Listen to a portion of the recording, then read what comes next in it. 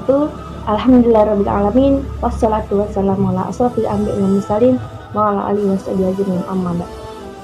Pertama-tama marilah kita panjatkan puji dan puji syukur atas kehadirat Allah Subhanahu wa taala yang telah melimpahkan rahmat dan hidayah kepada kita semua, sehingga saya sendiri bisa membuat video kali ini dengan keadaan sehat walafiat.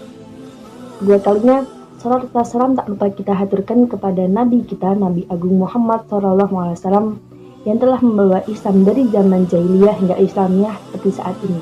Pada kesempatan kali ini saya akan sedikit memberikan ilmu dan pengetahuan yang saya ketahui yang bertema zina.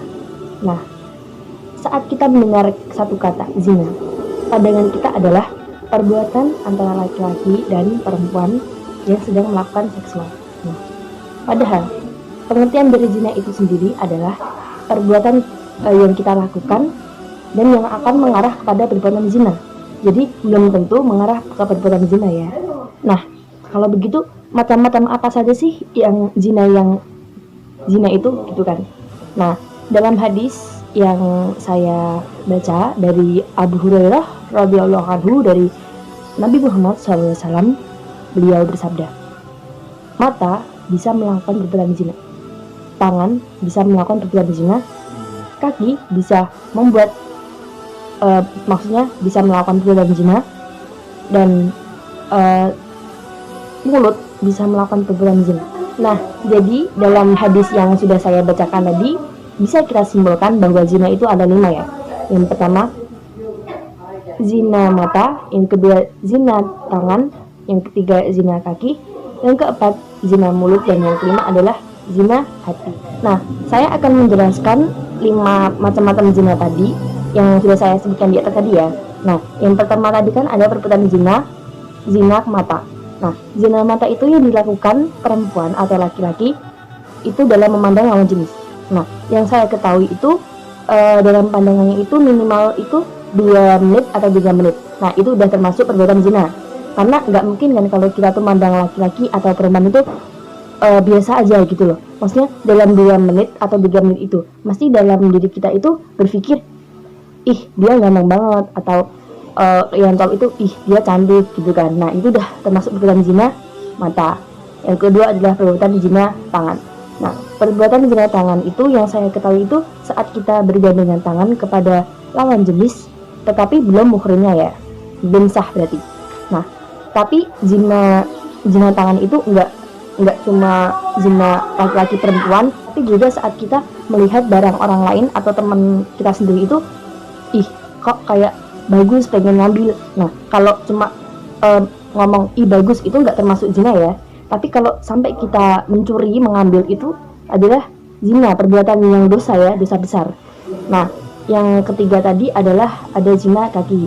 Zina kaki itu saat kita melangkahkan kaki kita itu ke tempat zina, contohnya ke klub atau intinya tuh yang ke tempat-tempat zina gitu, yang mengarahkan kita ke perbuatan zina yang nggak baik ya gitu.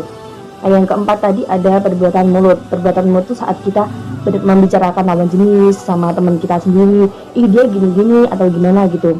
Tapi juga perbuatan mulut itu saat kita berbicara kotor, berbicara yang jelek-jelek, itu juga termasuk perbuatan dosa besar.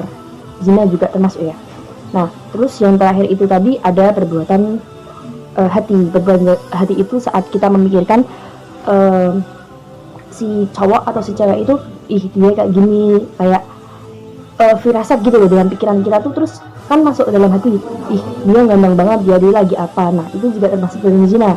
Tetapi nggak cuma itu aja, terus juga iri dengki, terus nggak suka sama orang lain, itu juga termasuk perbuatan zina. Nah, dalam zina hati ini kita nggak boleh menyepelekan ya, walaupun kecil kita mendem sendiri, tapi juga lama-lama kalau kita diamkan itu akan menjadi besar gitu, akan menjadi dosa besar seperti itu.